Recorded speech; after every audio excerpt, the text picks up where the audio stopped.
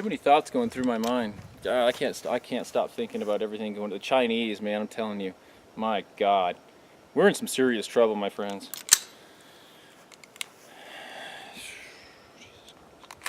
We're in some serious trouble. Anyways, let's not worry about that right now. Let's just have some fun.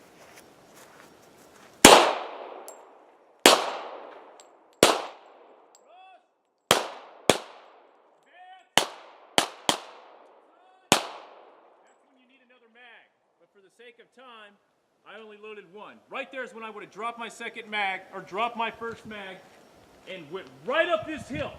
You see what I did? I came up the side, and I'm drawing their crossfire. And then I come right through the middle, which is when then one of my buddies would come up to the side. And I popped him right here from here, and my bros should be over here. That's when I started moving up on here. And then I would take the lead up the hill, followed by him, and whoever else we may have with us. You have to tactically outsmart your opponents.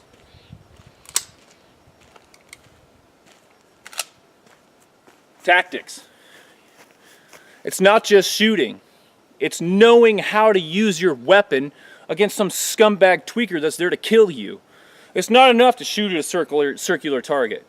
You have to be ready to kill that person, period. He's come to kill you, so kill him, period, period. Don't think about the fact that he has a mother that gave birth to him. Don't think about the fact that he might have kids somewhere that wants their daddy to come home. Don't think about the fact that that guy probably has friends that care about him. He came to kill you, and it doesn't matter that he's on meth and he's been up for two weeks and he doesn't know where he is and he's probably going to regret this decision. It doesn't matter. He has a knife in his hand. It's 2 o'clock in the morning. He's in your home uninvited. He broke in, and your wife and your kids are there. What are you going to do? Oh, maybe I can just be friends with him. Maybe I can shake his hand and give him some chocolate milk or something. Do you want a tuna sandwich? It seems like you're rather hungry. He's going to slit your throat, and you're dead. Then he's going to rape your wife, make your kids watch. Then he's going to chop their heads off, and he's going to gut her after she watches him kill you and your kids. Wrong. Blow that son of a bitch away and do it right now. You're not going to have the cojones to do that, whether you're a man or woman, if you shoot at circular targets. I have a gun, and I know what to do. No, you don't. You know how to load the magazine, go condition one, and send a few rounds down range at a damn circular target. It's the hard heart that kills. You want to kill an intruder because they're about to kill you? You better start practicing your shooting at things that remind you of human beings. That way, in the heat of the moment, and hope to God it never happens, but if it does, in the unlikely event that you're in that situation, you won't hesitate. Bam! Just like that. You pull it. You'll know what to do. Your brain will say, it's okay. I've already shot at things that look like humans. This is the same. Boom, just got, boom, got him. And you won't hesitate. Because I'm telling you, if you hesitate in the moment of truth, this is what they would say. In fact, this is Full Metal Jacket. If your killer instincts aren't clean, you will hesitate in the moment of truth. And you will not kill. You will become dead Marines. And then you are in a world of shit. Because Marines are not allowed to die without permission. Do you maggots understand that? Well, of course, I'm not talking to Marines. I'm talking to your average American right now. But I'm telling you, you get the point, right? If you're going to defend, it's not enough to have a gun. It's not enough to shoot at a circular target. If you really honestly are telling yourself, I have a gun, so that if some scumbag someday tries to threaten me, my wife, my children, or if you're a woman, my husband or my children or my property, and I might actually have to do something about it, well, you better prepare yourself for that psychologically, because no American is used to, unless you're a psychopathic murderer, no American's used to killing human beings. It's going to freak you out the first time you point a gun at a human being, even if they are coming after you with a knife. The fact that you have a firearm fully loaded, pointed at a human being is going to trip you out. You've never done it before, even if you've been to the range 200 times and shot the thing, even if you put 5,000 rounds through it. It doesn't matter. It's different when you point that weapon at a human being and you have that decision to make as to whether or not you're going to kill that person. That's very, very, very different than shooting on a range. And I'm telling you, as a professional, if you want to psychologically prepare yourself so that you will not hesitate in the moment of truth and you will kill that person, you shoot at things that remind you of human beings. You don't shoot at circular targets. You shoot at silhouettes of humans. You shoot at body dummies. You shoot at anything that looks like a human being, and then you dress it with normal clothes that somebody would be wearing if they broke into your house. I mean, you may think I'm crazy. You may think this sounds nuts, but if you're going to own a gun, you got to ask yourself, why do you have the gun? Is it because you want to be cool? Is it because you somehow think that it will be intimidating to an intruder? If somebody's got the courage to break into your house with the intent to hurt you, the sight of a gun most likely will do nothing to deter them. You have to kill them. Do you have what it takes to kill the tweaker that's been up for 2 weeks, that has a knife and is in your living room and is coming after your kids?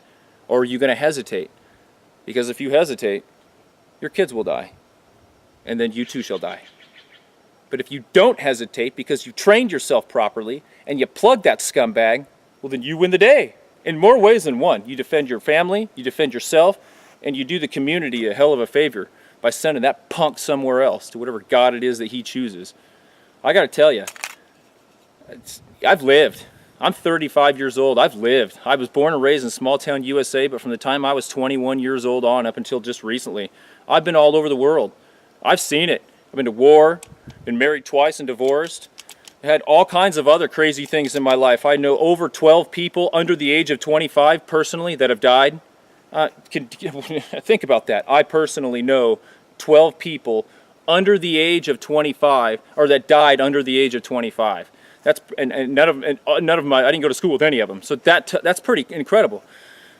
Seeing the whole world, a couple of marriages, a couple divorces, killing some people, having people try to kill me, going to jail a couple of times, all that stuff. I've lived. I know what it's like. I know the real world. I know it. I've been there, I've done it, I've seen it, I've smelled it. If you don't prepare yourself for what is coming, the economic collapse of the United States, the death of our dollar, and the social chaos that will inevitably follow what I'm talking about, you're going to be a sitting duck. You very well, if you're in a city and have no backup plan, could be one of the people I talk about that under the National Emergency Centers Establishment Act are going to be sent to one of these FEMA internment camps. And I'm telling you, it's not going to be pretty. I'm telling you, it is not going to be pretty. I'm sure the Jews had no idea until right when they walked into those damn showers and smelled the gas. Smelled the gas. And realized, my God, we're being exterminated.